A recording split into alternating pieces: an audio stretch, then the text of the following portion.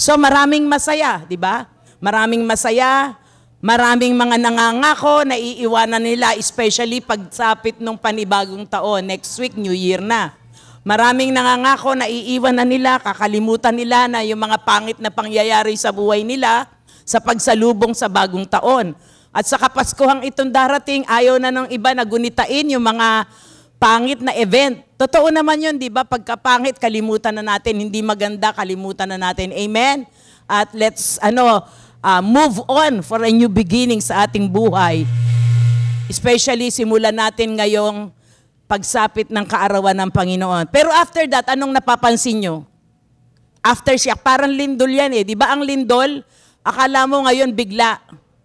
Pero mamaya, after ilang oras, ilang araw, merong aftershock. Ganon din yan. Ano yung aftershock? Dahil sa sobrang pagod ng tao, marami ang nagkakasakit. Marami ang nasa ospital. Marami ang nadidisgrasya. Tinasabi natin to hindi para tayo takutin, kundi mga kapatid, totoo po yun. Kasi sa sobrang busy, sobrang pagod, sa mga bagay-bagay, sa kaabalahan nandito, ganun ang nangyayari. Marami ang nagkakasakit. So ngayon is December 24, amen?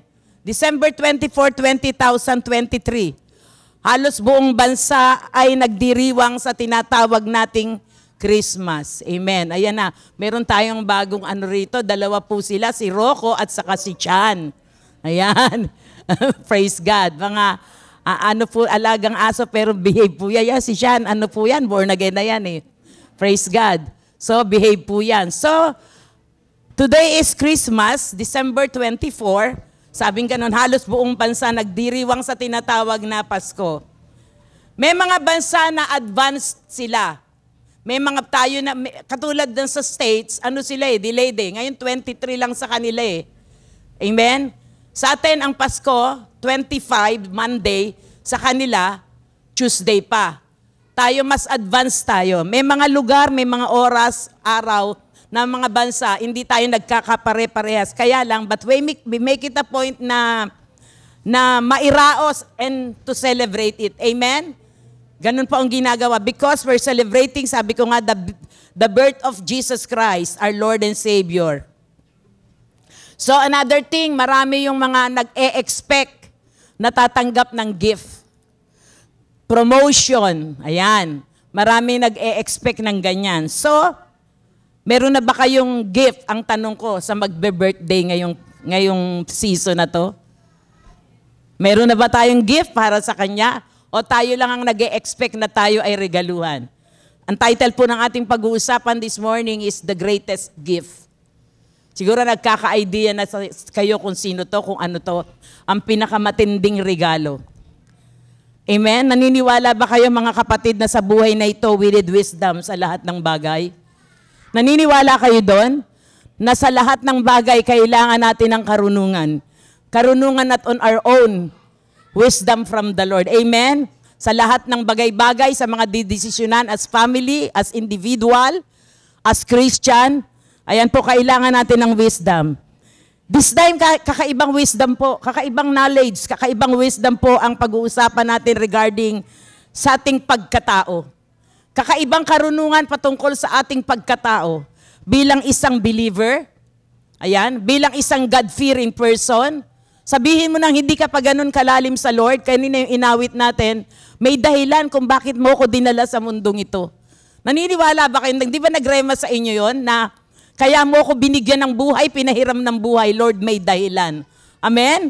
Praise God. So kakaibang wisdom ang pag-uusapan natin ngayon bilang isang believer. Tanong mo sa sarili mo, ano kaya yun? Ask yourself. It's wisdom from our salvation. Karunungan patungkol sa ating kaligtasan, kaalaman para sa ating kaligtasan, ang alin, ng ating kaluluwa. Marami sa atin, alam ko na yan, Pastora, lagi mo naman sinasabi yan. Yes, pero hindi natin naiintindihan. Yung iba nga, pag tinanong mo, ano ba yung salvation? Itatagalogin na lang, hindi niya maitagalog kung ano ang salvation. Totoo po yun. Basta tinanggap na lang si Jesus, alam niyang Kristiyano siya. So, kailangan talaga natin wisdom from our salvation. Siguro naman pagka consistent ka sa gawain ng Lord, eto po siguro naman pag consistent ka, naglilingkod ka sa Lord, okay ang prayer life mo, sumusunod ka sa Lord, naniniwala ako, especially mga workers, malinaw na sa inyo, malinaw pa sa sikat ng araw sa inyo, kung ano ang kahulugan ng salitang salvation. Amen. Are you agreed with me? That's mga workers. Baka may mga ginagamit na dito si Lord, hindi mo pa alam, hindi mo pa kayang i-explain kung ano yung salitang salvation. Amen? Praise God. So mga ngayong umaga po, yun ay pag-uusapan natin. So napakabuti ng Lord, hallelujah. Kaya mapapansin ninyo mga kapatid, dali lang po,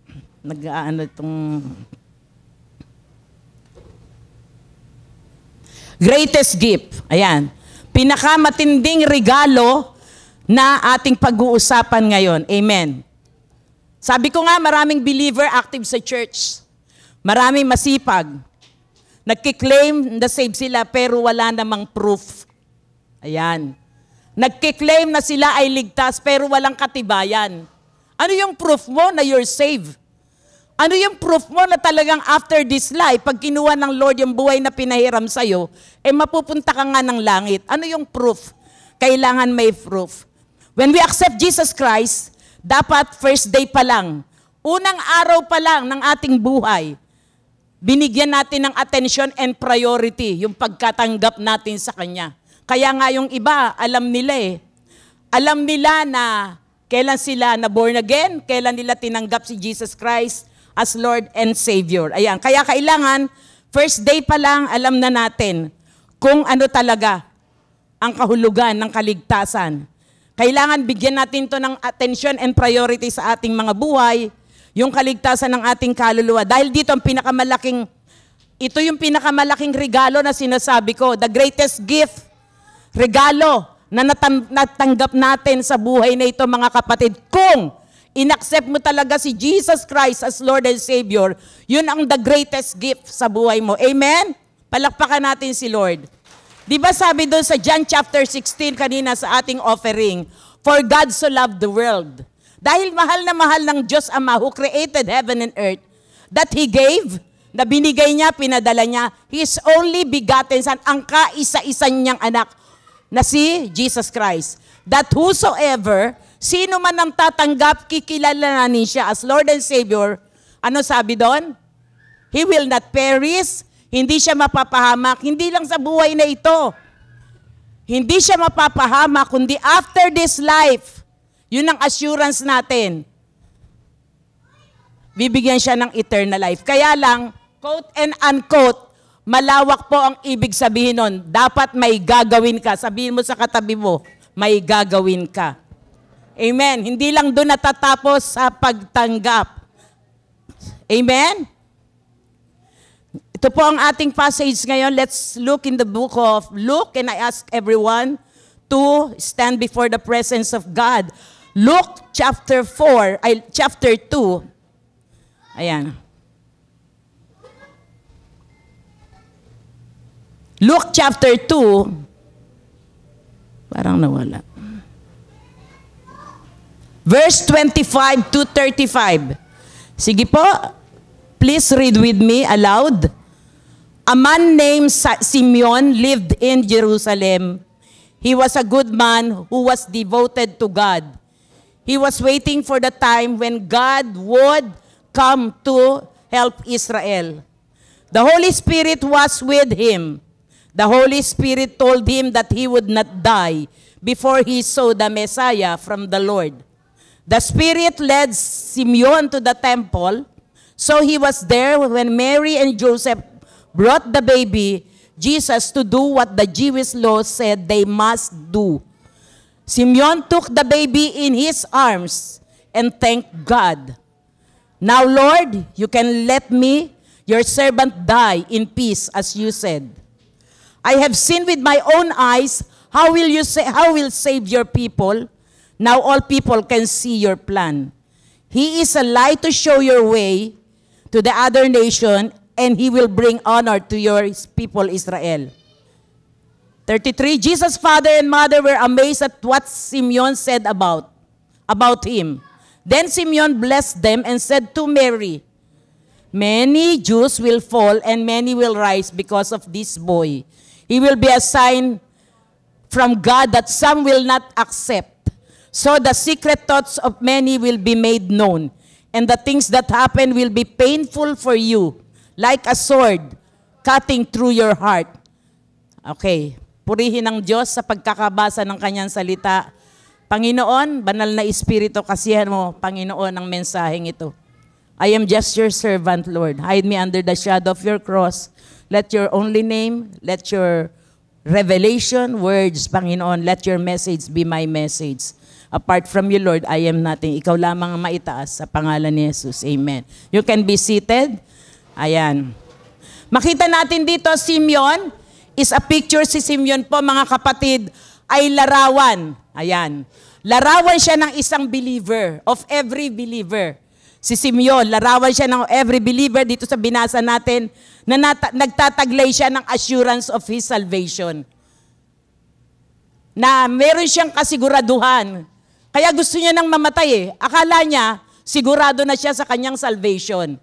So Simeon here is a picture of every believer like you and me. Ayan.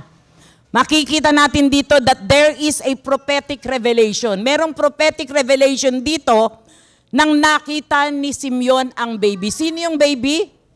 Si Jesus Christ. Nagkaroon siya ng malalim na interpretasyon patungkol dito. Kasi sabi dito, di ba sabi niya, pwede na akong mamatay. Pero hindi. Ang sabi ng Holy Spirit sa kanya, hindi ka mamamatay hanggat hindi mo nakikita ang Mesaya. Ang magliligtas, ang tagapagligtas ng lahat ng taon. Amen. Sorry, dito sa verse 32, same thing din po dito sa Isaiah chapter 9 verse 6. Ano sabi doon? Unto us a child is born. Unto us, ano sabi? A son is given. And the government will be on his shoulders, and he will be called Wonderful Counselor, Mighty God, Everlasting Father, and Prince of Peace. Amen? Can we give the best clap offering to the message of the Lord? Related po yan, yung sinabi dito ng Panginoon sa verse 32, from Luke chapter 30, from Luke chapter 2, dito makita natin in verse 32 po, makita related yan sa Isaiah chapter 9 verse 6. Ito yung kadalasan na sinasabi pag ganitong mga kapanahunan, ganitong mga season sa mga simbahan. No po? Ito yung unto us, a child is born, to us, a son is given, and the government will be on his shoulders. And he will be called the Wonderful Counselor, Mighty God, Everlasting Father. So, pwede ba nating basahin sa Tagalog habang kayo ay nakaupo? May isang tao noon sa Jerusalem na ang pangalay Simeon, para mas maintindihan natin. Isang lalaking matuwid, tingnan nyo yan ha, isang lalaking matuwid, may takot sa Diyos at naghihintay sa katubusan ng Israel. Nasa kanya ang Espiritu Santo. Ipinahayag ng Espiritu Santo sa kanya na hindi siya mamamatay. Alam niyo, pag si Holy Spirit, nabubuhay tayo with the guidance of the Holy Spirit, may mga words ang Lord sa atin. Ginaguide tayo ng Panginoon sa mga decisions. Amen? Sabi, ipinahayag ng Espiritu Santo sa kanya na hindi siya mamamatay hanggat hindi niya nakikita ang Kristo na ipinangako ng Panginoon. Kita niyo ha? Hindi mo na siya mamamatay. Makita natin dito talaga ang gusto ng Lord. Lahat ng taong pinahiraman niya ng buhay, makilala si Jesus Christ.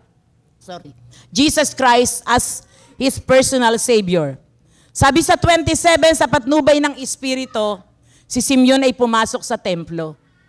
So, led by the Spirit. Pumunta siya ng temple. Kita niyo, matuwid siyang tao. Picture siya ng isang mananampalataya, pero wala siyang assurance na siya talaga ay ligtas. And the Holy Spirit speak to him. Nangusap sa kanya na hindi ka mamamatay hanggat hindi mo na-encounter ang bata na ito, ang Mesaya, ang baby na ito, ang siyang gagamitin para maligtas ang bawat kaluluwa. So, sabi dito, ipinahayag ng Espiritu sa kanya na hindi siya mamamatay. Sa 27, sa patnubay ng Espiritu, pumasok siya sa templo at nang dalhin doon ni na Jose at Maria. Sino to? Biological parents niya. Ito yung mga magulang niya sa laman. Pumunta sila ng templo, si Joseph at saka si Mary. Ang sanggol na si Jesus. Kung hindi ako, 8 days old pa lang noon si Jesus Christ. Mga kapatid, kaya dinala nila upang tuparin ayon sa itinakda ng kautusan. Ibig sabihin dito, ide-dedicate nila. Dadalhin sa templo. Imagine, 8 days old pa lang. Kasi yun ang sinasabi ng Holy Spirit doon sa mga magulang upang ituparin ang itinakda ng kautusan. Kinarga ni Simeon ang sanggol. Anong ginawa ni Simeon? Kinarga ang sanggol. Pagkatapos, nagpuri siya sa Diyos. Kaya nagkaroon siya sa 29. Ngayon, Panginoon, maaari na pong yumaong mapayapa ang inyong abang alipin ayon sa inyong pangako. Hindi natin maintindihan anong kakaiba nung in-embrace niya, nung kinarga niya si Jesus Christ, 8 days old pa lang that time. Nagkaroon ng assurance si Simeon na pwede mo na po akong mamatay. Pwede mo na po akong kunin. Naramdaman niya, yamang nakita ko na po ng aking mga mata ang inyong pagliligtas na inyong inihanda sa harapan ng lahat ng bansa. Ito po ay liwanag. Nag-prophesy na rin siya. Ito po ay liwanag na tatanglaw sa mga hentil at magbibigay dangal sa inyong bansang Israel. Tayo po ay mga Gentiles. Amen. Namangha ang mga magulang ng sanggol. Nagulat si Mary saka si Joseph sa sinabi ni Simeon. Nag-prophesy kasi sa kanila eh. Sa sinabi ni Simeon patungkol doon sa bata. Anong ginawa ni Simeon? Binasbasa sila ni Simeon at sinabi kay Maria, tandaan mo, ang batang ito'y nakatalaga. Nag-release na siya ng prophetic, revelation. Tandaan mo, sabi niya doon kay Mary, ang batang ito'y nakatalaga sa ikapapahamak. See? Sa ikapapahamak o ikaliligtas ng marami sa Israel. Siya ang magiging tanda mula sa Diyos, ngunit tutuligsain siya ng marami. Revelation, prophetic. Ganon din po ito, nakasaad din to sa Isaiah, sa Old Testament. Even from the beginning of the Bible, from Genesis. Kaya't mahahayag ang kanilang iniisip. Dahil dito, magdaranas ng matinding kapighatiang parang isang patalim na itinarak sa iyong puso. Sabi niya kay Maria, kay Mary. Sipin mo, nag-prophesy na. Nagbigay na siya ng revelation, kumbaga reminder. Ni-remind niya na. So in verse 25, makikita natin si Simeon is filled with the Holy Spirit. Sabi ko nga kanina, pag ikaw guided ka ng Holy Spirit, alam mo yung direction na tatahakin mo. Amen? Amen? Pero pag hindi ka guided ng Holy Spirit, ano sabi doon? Bara-bara ka lang. In the end, ano nangyayari? Pinagsisisihan mo. So, that time si Jesus ay sabi ko nga, 8 days old. Ito yung time na ipepresent siya ng kanyang magulang para i-dedicate. Katulad ng ginagawa natin last week. Last 2 weeks ago, meron tayong dinedicate na bata dito.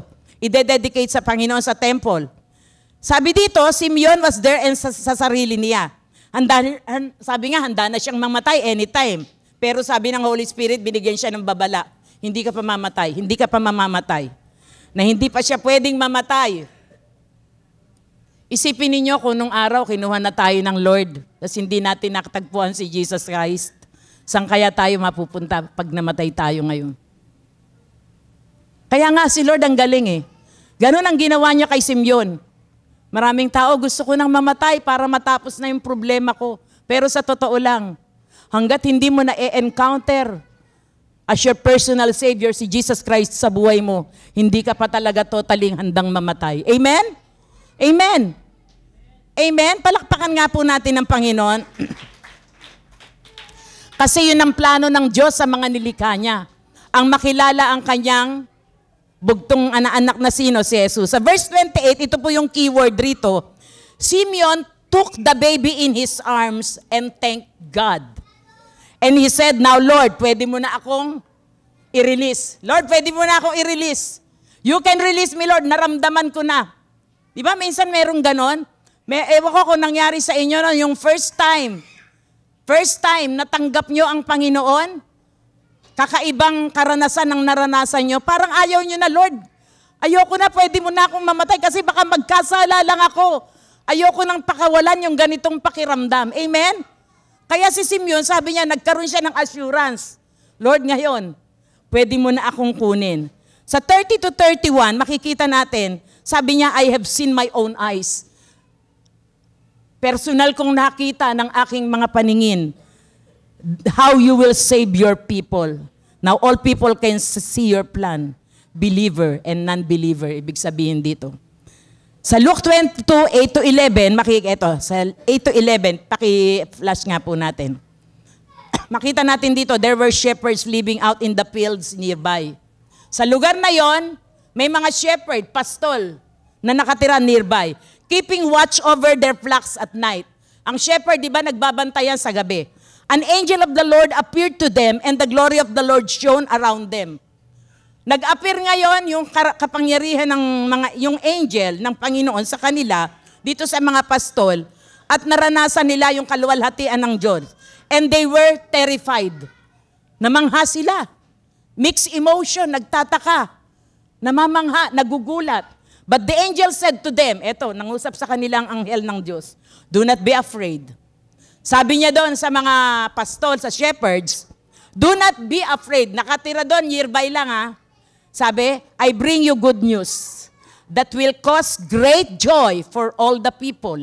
Meron akong magandang balita na magiging dahilan para magbigay ng kagalakan sa lahat ng tao. Today in the town of David, a Savior has been born to you. He is the Messiah, the Lord. Amen. Ang tawag sa Kanya ay Jesus Christ, Emmanuel. Amen? Praise God. Tayo po na nakaranas na ng kaligtasan ng Lord, dapat mga kapatid, may pinanghahawakan tayo na kakaibang katibayan na tayo nga ay saved na. Meron ba kayong proof, personal proof sa sarili ninyo na pwede ninyong panghawakan at masabi ninyo, ako ay ligtas na? Meron po ba? Personal po yan. Tayo lang po ang makakasagot niyan. Dapat alam natin yun. Alam natin yun maliwanag. Ang salvation, mga kapatid, na binibigay ng Diyos, ano yan? Personal and individual. Kanya-kanya po yan. Hindi komot pinanganak ka sa kristyanong pamilya. Siyempre, masusunod ang pamilya. Kinalakihan mo na born again ang magulang mo. Akala mo just a religion. Pero kailangan nga yung mga bata ma-encounter din nila pagdating ng tamang edad. Alam na nila ang tama't mali. Tanggapin din nila ng personal si Jesus Christ as personal Savior at magsisi sa kasalanan. Hindi komot ang pastor ang magulang mo, pastor ang mga lahi ninyo, mga believer lahat. Ikaw ay nag-aangkin ka na rin. Hindi po. Ang salvation is individual. Kaya nga dapat sa mga anak natin, ipapaliwanag na natin sa kanila. I-remind na natin sila na kailangan, hindi komot tayong mga magulang, ay Christian, at yung mga anak natin saved na, hindi po. Kailangan din tayo po ang mananagot.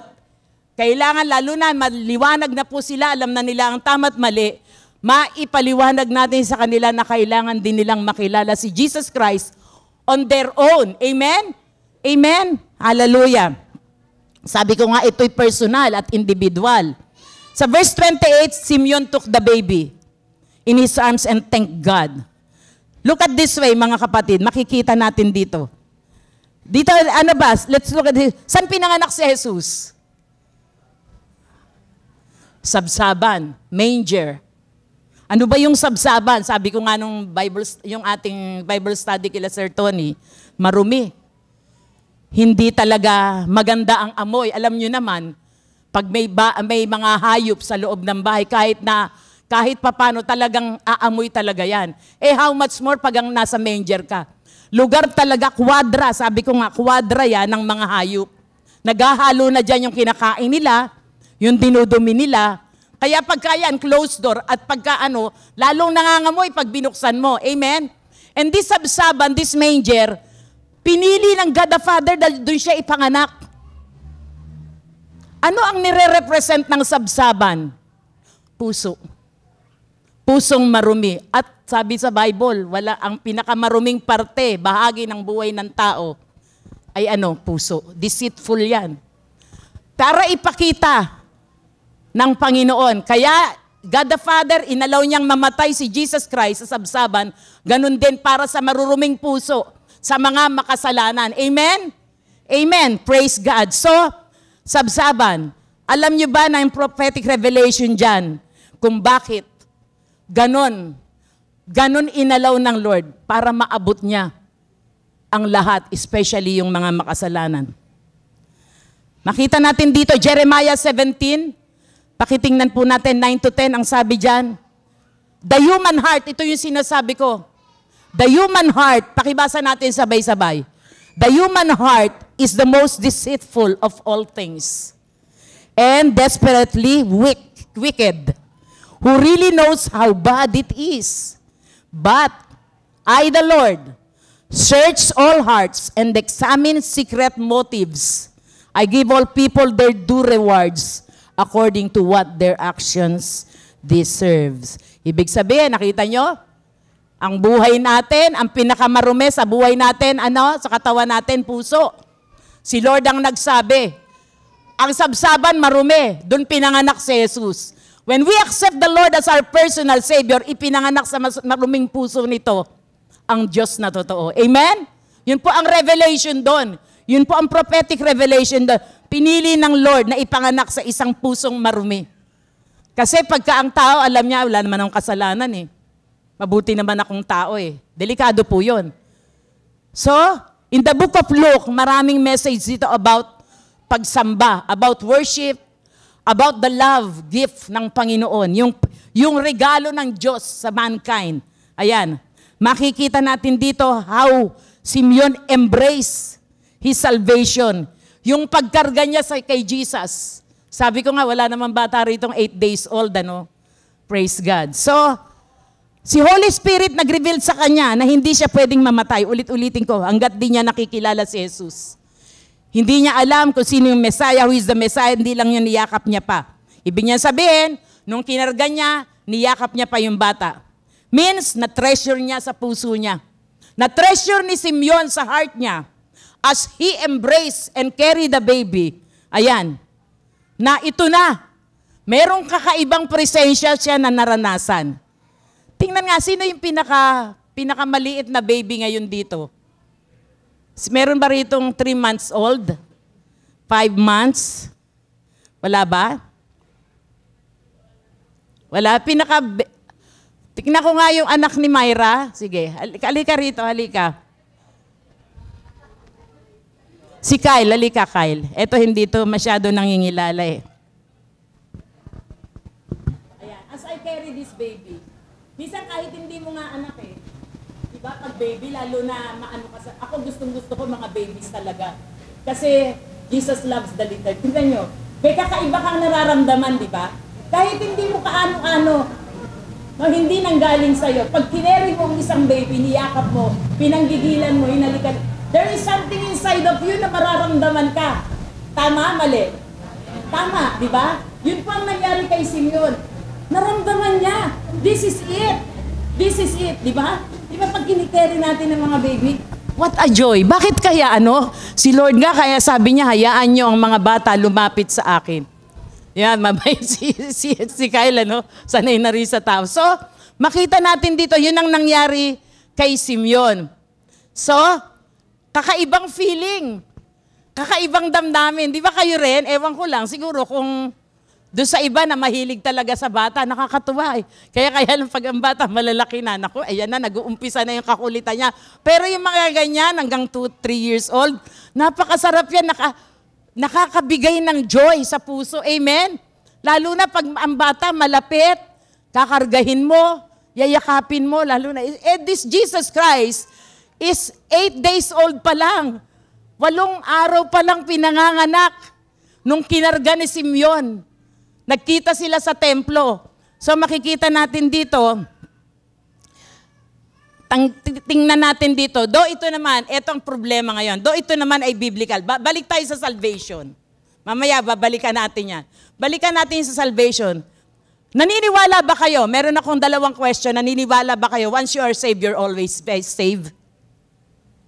Sagot. Once you are saved, you're always saved. Amen. Yung iba medyo alanganin, di ba? Maraming pagtatalo dito, maraming hindi nagkakasundo dito. Another question, is salvation can be lost? Yes. So hindi yun although biblical biblical. Yung once you are saved, you'll always be saved, may gagawin ka rito. Namumuhay ka, sumusunod ka, nagpapatuloy ka, saan? Sa kalooban ng Diyos. Sa pagkilala kay Jesus. Amen? Masasabi mo, hindi po pwede nating sabihin na, tinanggap ko na si Jesus, okay lang yun. Amen? Umaattend naman ako sa church, okay lang yun. So, salvation can be lost. Pwede palang maawala. Yung kaligtasan natin po pwedeng mawala. But the problem here is yung reception. Ano ibig sabihin ng reception? Yung pagtanggap. How you accept. Yun ang problema. So in Revelation chapter 2 verse 5, tingnan natin ang proof. Ayan. In Revelation chapter 2 verse 5, sa Tagalog po ipahayag, 2:5. So remember where you were before you fell. Itong Revelation, ito po ay book ni John the Beloved. Si John the Beloved, yung pinakamalapit sa puso ni Jesus. Nung naisulat niya to, inspired siya. Lahat naman po yan. Inspired by the Holy Spirit. And this ang nagsasalita dito sa verse na to. So remember where you were before you were. Tandaan mo, nung una kang bumagsak. Change your hearts and do what you did at first. If you don't change, I will come to you and remove your lampstand.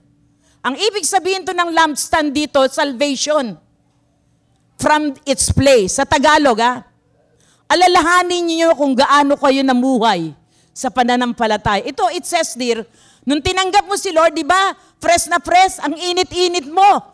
Share ka ng goodness ng Lord. Pero, nasa kalagitnaan ka na, iba na ang pakiramdam mo, parang corny na.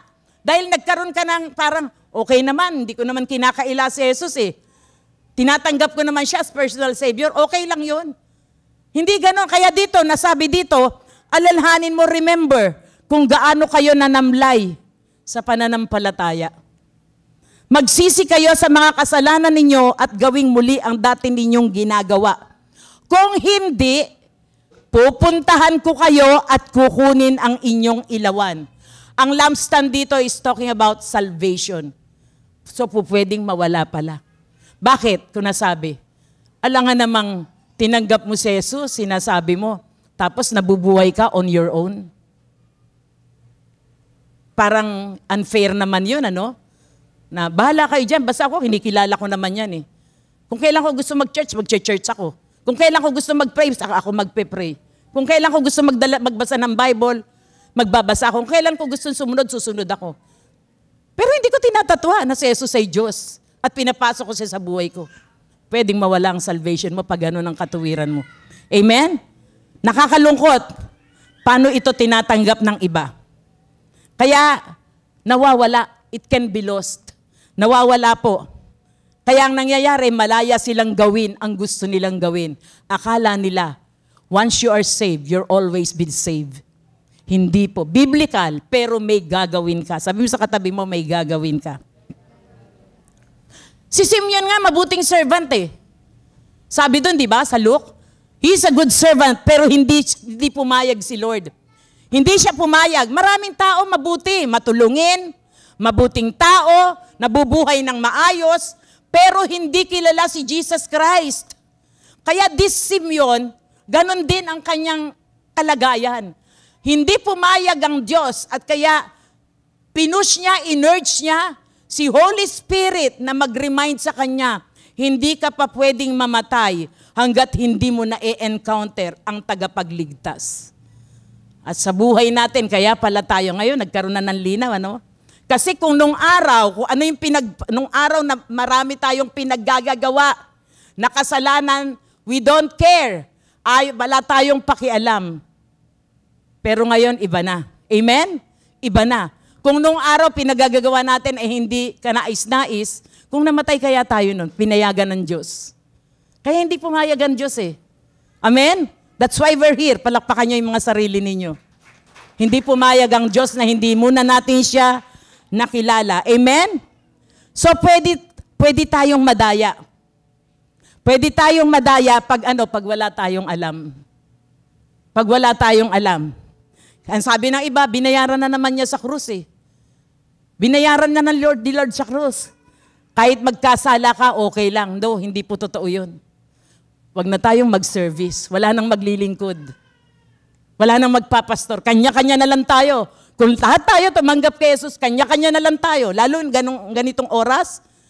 Lalo na vacations, maraming mga long weekends, maraming mga holidays. No? Kanya-kanya na lang tayo. Kung ang katuwiran natin, kilala ko naman si Jesus eh. I acknowledge Him as my personal Savior. Basahin natin sa Romans chapter 6, 20 to 23. Sa ERV version, sa easy to read version. Sabi dito, in the past, you were slaves to sin. Tama. Nakaraan, alipin tayo ng kasalanan. Tama. We don't care, hindi tayo humingi ng tawa. Digi lang tayo nanghingi ng kailangan natin sa Lord. Pero hindi tayo nagre-repent. In the past, you were slaves to sin and you did not even think about doing right. Hindi mo iniisip kung ano yung dapat mong gawin. You did evil things. And now you are ashamed of what you did. Totoo yun, di ba? Nakita mo yung sarili, nakita natin ang ating sarili, Lord, nakakahiya pala yung buhay ko noon. Ito kung ikaw ay led by the Holy Spirit, mangyayari sa iyo to, mangungusap sa iyo to, yung sinasabi rito, nagkakaroon ka ng kahihiyan sa sarili mo. Pero pag may mga ginagawa ka pa rin hanggang ngayon na hindi ka lugod-lugod sa Lord, di ba? Hindi ka led ng Holy Spirit, hindi ka totoo talagang tumanggap sa Panginoon. Sabing ganon, you are ashamed of, nahihiya ka na ngayon. Did those things help you? Nakatulong ba sa iyo yung mga bagay na yan? No, they only brought death. Anong ibig sabihin? Kamatayan. Spiritual death. Kung hindi mo nakilala si Lord. But now you are free from sin. Sabi mo sa katabi mo, you are free from sin. Amen. Malaya na tayo sa kasalanan. Hindi ko sinasabing hindi tayo nagkakasala, maging malinaw sa atin. Nagkakasala, walang perfect. Ang perfect lang ay ang Diyos. Ang mahalaga lang, sabi doon sa 1 John 1:9, makita lang natin, every time we come to God, 1 John 1:9, if we confess our sins, He is faithful and just God. Hindi po pwedeng lahat ng prayer mo, nananalangin ka, walang problema, pero hindi mo ina-acknowledge. Dapat muna, Lord, saliksikin mo ang puso ko. Because ang ating lalapitan ay isang trono, nandun ang kabanal-banalang Diyos. Banal na Diyos. Kaya kailangan every time na tayo'y lalapit mananalangin, make it a point na nakahingi ka ng tawad. Amen? Amen. Huwag tayong akala nyo ba lahat po tayo nagkakamali 24/7 sa ating mga buhay? Sa isip, sa salita, at sa gawa. Kaya sabi dito, but now you are free, you have become slaves, and the result that you live only for God. When people, that this will bring you eternal life. When people sin, they earn what sin pays. Pag ang tao nagkakasala, inaani niya yan. What you sow, you reap. Amen? But God gives His people a free gift. Kita nyo yan? That's the greatest gift. Sino yon? Si Jesus Christ. Na ipinanganak sa puso natin. Kaya yung best gift, hindi na natin dapat usapin sa puso natin, sino ba yung nakatanggap ka na ba ng regalo? Ay, matagal na. The greatest gift of all. Kaya nga, di ba, you're the best thing that ever happened to me. You're the greatest gift. Di ba, may mga kantang ganun di ba? Sa tao lang yun How much more sa Panginoon? So makita natin, when people sin, they earn what sin pays. Death, kamatayan. But God gives His people a free gift. Eternal life in Christ Jesus our Lord. Palakpakan nga natin sa Lord sa word na yan. Maraming believer, dual personality. Maraming Kristiyano, para rin silang ano ba yung American citizen, Filipino dual citizenship. Di ba? Maraming Kristiyano, maraming nagsasabing, kilala ko si Jesus, pero dalawa ang kanilang pagkakilanlan, pagkatao. O, tingnan mo yung katabi mo. Hindi ako yan, hindi tayo yan. Wala dito yan. Amen? Wala dito yan. Amen. Tama ba? Wala dito yan. Anong sabi ni Paul? Kung natin mga kwento ni Paul, walang makapaghihiwalay. Maraming Kristiyano kiniklaim din na, Lord, walang makapaghihiwalay sa akin sa pag-ibig ko sa iyo. Katulad ng sinabi ni Pablo, dumating ang problema. Dumating ang kapanahunan ng katulad ng Pasko business. Dumating ang ganito, dumating mga struggles, kasakitan, kasalatan, wala. Yung palang makapaghihiwalay. Nakita nyo? Kung kayo ang Diyos, di ba nakakalungkot yon para sa isang Panginoon? Amen? Amen? Praise God. Kaya kung genuine talaga, pag sinabi mong genuine, parang talagang solido. Kung genuine talaga yung pagtalikod mo sa kasalanan, kung genuine talaga yung pagsunod mo sa Diyos, kung genuine talaga lahat ng ginagawa mo ayon sa kalooban ng Diyos, ibig sabihin, genuine talaga ang salvation mo. Amen? Amen. Sigurado tayo dun. Kayo ang makakasagot dun. Amen? Ephesians chapter 2 verse 4. But I have this complaint against you. Sabi sa Epeso, kinakausap dito ng Panginoon mga taga-Epeso. Ito yung reklamo ko lang sa inyo eh. Sabing ganun, you don't love me or each other as you did at first. Dati, dito yung fellowship to eh. Hindi ka na interesado sa fellowship sa mga kapatiran. Nung unang-unang sinabi ng Lord, hindi mo na ako mahal katulad ng una.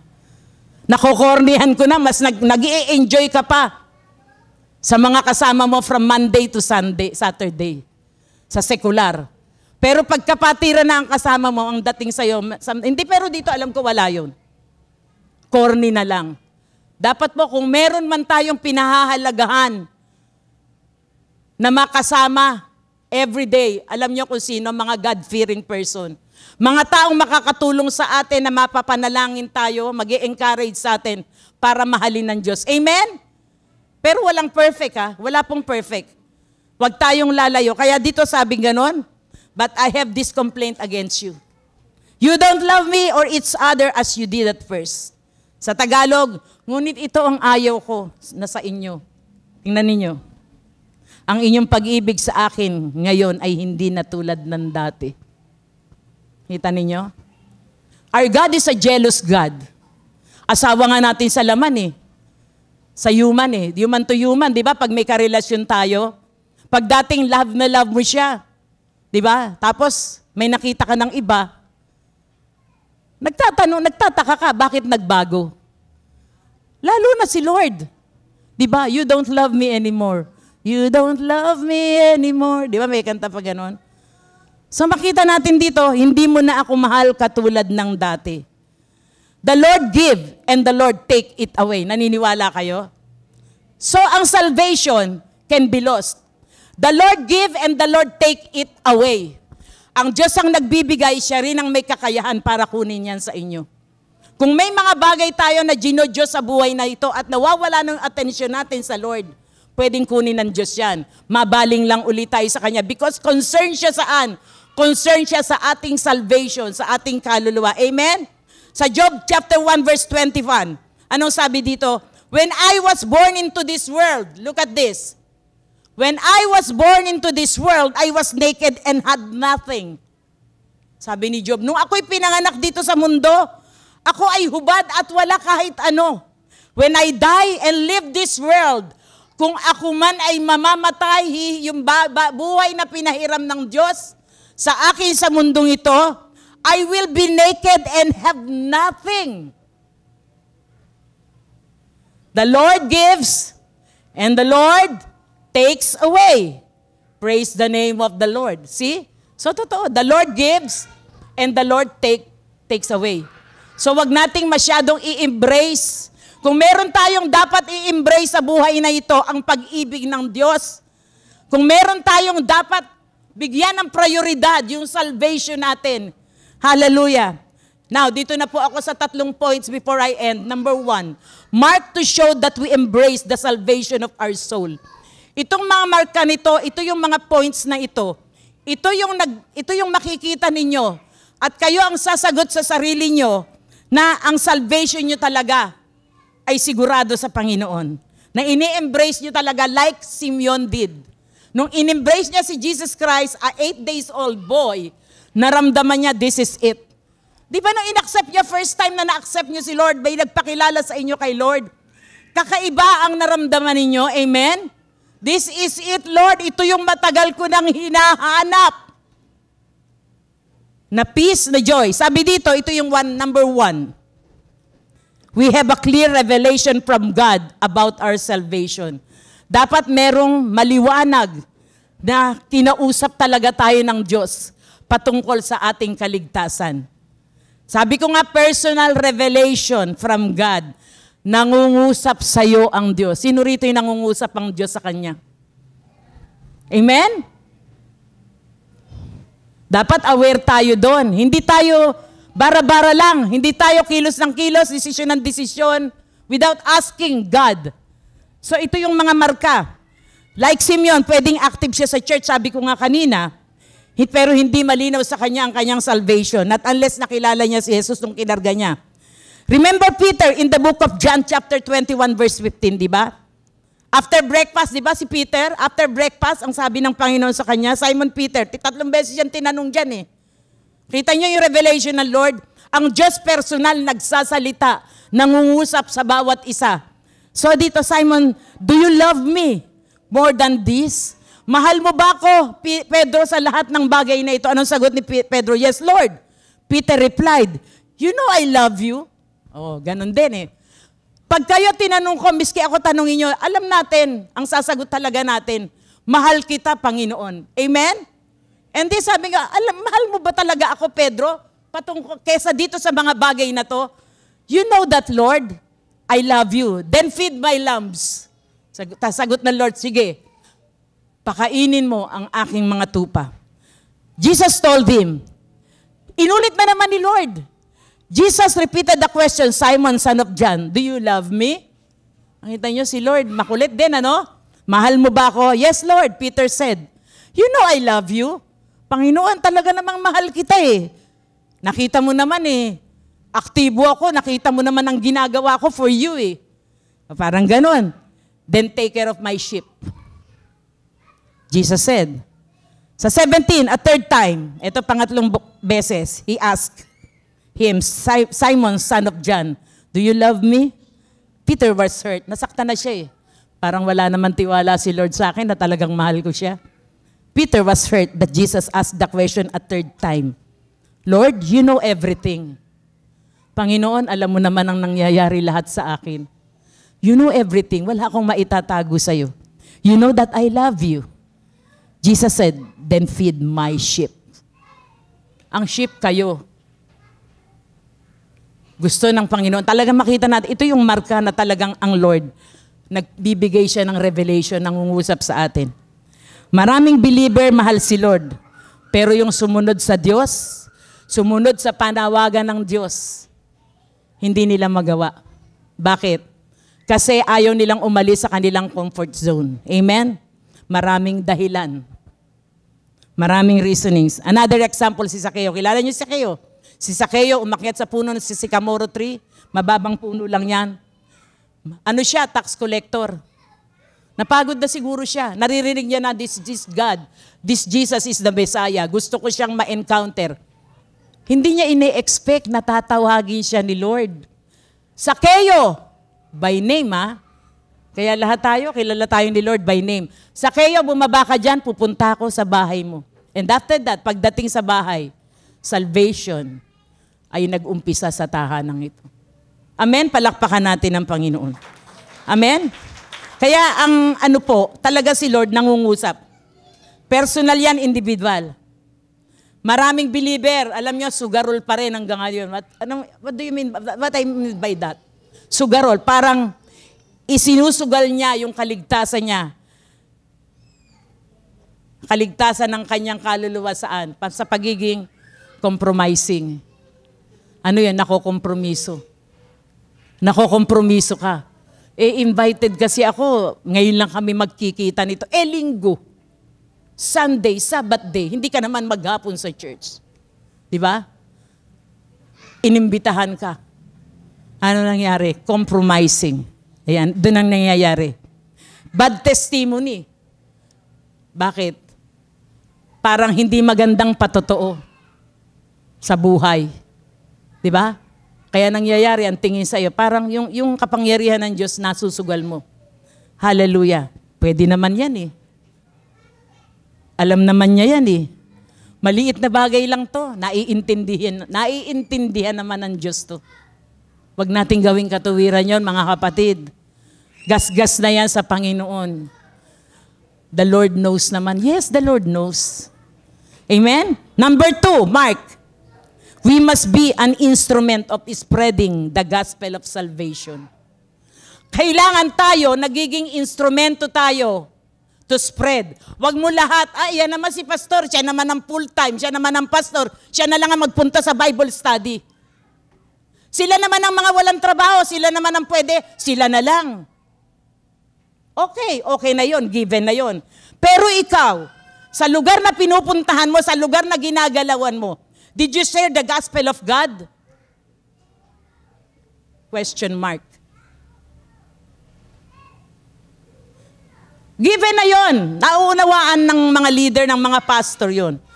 Pero, hindi po pwedeng maging dahilan yon, maging dahilan natin para hindi natin ma-share yung gospel sa mga taong na-encounter natin, sa tahanan natin, mga kasama natin sa bahay. Kahit na paulit-ulit tayo sa kanila, na makulit na tayo. Sa mga kapatid natin, okay na ba yan? Dahil okay ang buhay nila, okay na tayo doon. Wag po. Amen? We must be an instrument of spreading the gospel of salvation. Remember yung sinabi, tinanong ni Jesus Christ si Peter, feed my lambs, feed my sheep. Interesado si Lord sa bawat kaluluwa. At ine-entrust niya yon sa mga taong nagtitiwala sa Kanya like Peter. Amen? At sa bawat isa sa atin. Paano spreading the gospel? How the goodness of God work in your life. Dapat i-share nyo yan. Hindi komot nagkakaintindihan kayo ng kaibigan mo, ng yung workmates, ng classmate mo sa school, sa ganito. Okay na, hindi po. Dapat yung salvation po, kailangan si Jesus Christ i-share natin. Amen? So sabi dito, binasbasan ni Simeon, sinabi niya kay Maria, tandaan mo ang batang ito'y mahalaga nakatalaga sa ikapahamak. Hindi lang Savior, si Jesus Christ din, He is a God of justice. Ang ibig sabihin dito. Nakatalaga si Jesus Christ. This Jesus Christ, sabi ni Simeon kay Maria, nakatalaga sa ikakapahamak o ikaliligtas ng marami sa Israel. Siya ang magiging tanda mula sa Diyos, ngunit tutuligsain siya ng marami. So, makita natin dito. So, sa Philippians chapter 1, 4-5, whenever I pray, I make my request for all of you with joy. For you have been my partners in spreading the good news about Christ from the time you first heard it until now. Makita natin, nagumpisa kay Maria, yung nanay ni Jesus Christ. Siya ang sinabihan ni Simeon eh. Tapos yung mga sinabi ko na mga babae, yung mga bata. Praise God. So last point ko, last mark, ang huling tanda, huling marka po, na talagang yung salvation ng Lord ay nasa sa atin by running continually their personal race. Ito ang maganda. Dito ako masyado pong nag-dig in. Ito yung number 3, na ito yung tanda, ito yung marka, na isa ka talagang pinanghahawakan mo na yung salvation ng God ay nasa iyo. Ibig sabihin dito, tandaan natin, kanya-kanya tayo ng takbuhin sa buhay na ito. Amen? Naniniwala kayo doon? Kanya-kanya tayo ng takbuhin sa buhay na ito. Kanya-kanya tayo ng krus na dala-dala. Amen? Pero dito, ang gustong ipakita rito, kailangan may firing line ka. Tumakbo ka sa sarili mong takbuhin. Amen? Act on your faith. Hindi yung may pasangkang krus, ipapapasan mo sa iba. Mag-gets nyo ako, ibig ko sabihin? Problema ko, gagawin kong pabigat sa iba para maging magaan sa akin. Hindi po. Dapat pag ikaw, alam mo yung mark mo, meron kang tanda talaga na yung salvation ng Lord ay nasa iyo, You run continually on your personal race. Kanya-kanya tayo ng takbuhin. Hindi po pwedeng mahirap ako, kawawa ako. Kailangan ganituhin niyo ako. Hindi po pwede. Run on our own race. Amen? Amen. Huwag ipapapasan sa iba ang krus mo. May kanya, alimbawa, may krus na nga akong pasan-pasan. Pastora, ito yung krus ko, pasanin mo. It's okay to pray for each and everyone. Pero yung ikaw magiging magaan sa'yo, pahihirapan mo iba. Hindi po ano yun. Hindi po kalugod-lugod sa Panginoon. Kanya-kanya po tayo ng takbuhin sa buhay na ito. Kanya-kanya tayo ng laban. Kanya-kanya tayo ng pananampalataya. Amen. Pero isang lugar, isang Diyos ang ating pinaglilingkuran. Amen. Isang Diyos na pinaghuhugutan natin lalakas. Sabi dito sa 2 Timothy chapter 4 verse 7, I have fought the good fight. I have finished the race. And I have remained faithful. See? Hindi po pwedeng pagka malungkot ako, hirap ang buhay ko, dyan na lang muna kayo. Kayo-kayo na lang muna. Di ba? Hindi po pwedeng ganun.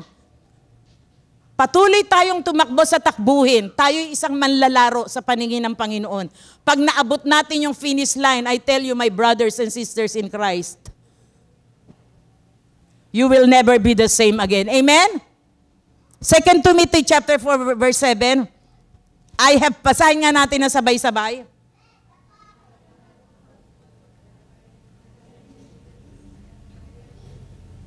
And I have remained faithful. Diba? Ang ganda, no? Lumaban ako sa mabuting laban. Kasi kasama niya si Lord eh. Natapos ko yung takbuhin. And I have remained faithful. At napatunayan, tapat pa rin ako. Ibig sabihin, nakalinya pa rin siya sa kalooban ng Diyos. Tandaan ninyo kahit nakakapagod. Ako personally, sabi ko nga sa iba, minsan gusto ko na ring sumuko. Sabi ko, Lord, ikaw nakakaalam naman sa akin, lalo na pagka may mga taong nami-misinterpret ka, hindi mo mapasunod, may mga taong kontrabida sa pagsiserve mo. Nakakalungkot. Which is, pwede ko namang sabihin, pwede naman ako kahit hindi na magpastor as long as alam ko naman ang stand ko sa Lord. But hindi. Kung may calling ka talaga, may panawagan ka, you cannot escape from that. So kahit nakakalungkot, kahit nakakapagod, kahit minsan nakakainis, kahit minsan walang pera, may mga pagkakautang, di ba? May kasalatan, mga kapatid. Kung ano-ano pa yan, tuloy-tuloy pa rin tayong tumakbo sa ating pananampalataya. Amen? Like Stephen, nakita niyo si Stephen? Siya ay pinatay sa stone to death siya eh. Si Stephen, pag sinabing stone to death, alang iba yun. Noong nakita ng Lord na gano'n, napatayo ang Panginoon, nakita ni Stephen, nag-cheer ang Lord sa kanya, pinalakpakan niya si Stephen. Diba? Dahil napatunayan ng Panginoon, this is Stephen. Yung lingkod niyang ito ay tapat hanggang wakas. Hallelujah. He ran his race. Amen? Nag-cheer pa. Kaya tayo, mga kapatid, takbo lang tayo. Move on lang. I-push nyo yung sarili ninyo. Huwag tayong susuko. Amen? Amen. Philippians chapter 1 verse 6. Sabi sa AMP Amplified Version, I am convinced. Ito ang ganda-ganda nito. Grabe. Ewan ko, pag word of God ka talaga. Basahin natin ng sabay-sabay. I am convinced and confident of this very thing, that He who has begun a good work in you will continue to perfect and complete it until the day of Christ Jesus, the time of His return. Amen? Sino man ang nagsimula sa buhay mo, siya rin ang tatapos. Huwag ka lang lalayo sa Diyos. Amen? Praise God. My conclusion. Balik tayo sa Isaiah chapter 9 verse 6. For a child is born to us. Sabi, a son is given to us. The government will rest on His shoulders and He will be called Wonderful Counselor, Mighty God, Prince of Peace, and the Everlasting Father. San ka pa? Wonderful Counselor, kailangan mo ng tagapayo. Jesus is the answer. Amen? Mighty God, kailangan mo ng Diyos na tagapagligtas. Jesus is the answer. Everlasting Father. Kailangan mo, loveless ka sa father, kulang ka sa pagmamahal ng parents, ng mga magulang, abandon ka. Jesus is the answer. Hallelujah. Can we give the best clap offering to the Lord? At kailangan mo ng kapayapaan sa buhay mo. Jesus is the answer. Amen? Praise God. Because Jesus Christ is our greatest gift. Gusto ko lang pong pakita sa inyo dito yung sinabi ni Dave Brannon. Si Dave Brannon po, siya po ay author ng Bread of Life sa Canada. Ayan, sa Canada. Ayan, sabi niya, how amazing God in human form. Ang Diyos sa kahubugan ng pagiging tao, the creator of the universe, visiting this planet. Namamangha siya, isipin mo yun. Binisita niya yung planeta na ang tawag ay Earth. This God in human form. Sino to? Si Jesus Christ. Let's never hesitate to celebrate this baby at Christmas. Marvel at His incarnation. Stand in awe of the tiny baby who had created His worshipers. Who had created, sino yun? Tayo yun. Kinreate niya tayo just to worship the Lord. Then step back in wonder, for the glory gets even better. This baby grew into manhood, lived a perfect life, and willingly died for your sins and mine. Celebrate the baby and trust the Savior. That's how to make Christmas complete. Hallelujah! Palakpakan natin ang Panginoon. Tayo pong lahat ay tumayo. Hallelujah. God is good. God is good. And all the time, God is good. Thank you, Lord. Thank you, Lord, for sending your Son, Jesus Christ. Thank you, Panginoon, dahil hindi na huli ang lahat sa amin. Kasi like Simeon, pwede, Panginoon, na kung yung kahilingan niya, Lord, na mamatay na lang siya, pero hindi ka pumayag. Hindi mo pinayagan na bago na mamatay siya dahil hindi pa niya nakikilala ng tunay ang yung bugtong na anak na si Jesus. And that's the very thing, Lord, na sa aming mga buhay. Nung panahon, Panginoon, na kami ay hindi pa nakakakilala sa iyo, may kanya-kanya kami landasin. May kanya-kanya kaming buhay, may pinaggagawa kami. But still, oh Lord, your goodness, Lord, your unfailing love, Lord, hindi natapos. Minahal mo pa rin kami even before, oh God, na kami ay hindi pa nag-a-accept sa iyo as our Lord and Savior. But this moment, Lord, thank you, Lord, for this message. And this Christmas, Lord, I do believe that you are our greatest gift. Your Son, Jesus Christ, is our greatest gift. Kaya yung Pasko na to, hindi ko, iba'y walang pera. Yung iba hindi kompleto sa pamilya, malungkot. Hindi po, Panginoon. Nadadaya kami ng mundong ito na kailangan sa Pasko, kompleto kayo. Kailangan pag Pasko, marami kayong pera. Kailangan pag Pasko, may regalo. Kailangan pag Pasko, nabibili ang gusto, may panregalo. Hindi po, Panginoon. Nadaya kami, wag mong hayaan ang iyong mga anak. Yung may tunay na pagkakilala sa iyong kaligtasan, Panginoon, na inoffer mo at binigay sa mundong ito, ay madaya kami ng mga bagay na ito. Because the first day when we accept you as our Lord and Savior, O God, dun isinilang ang unang Pasko sa aming mga puso, O God. Hallelujah. You are the greatest gift. Hallelujah. Thank you, Lord. Thank you, Jesus, O Lord.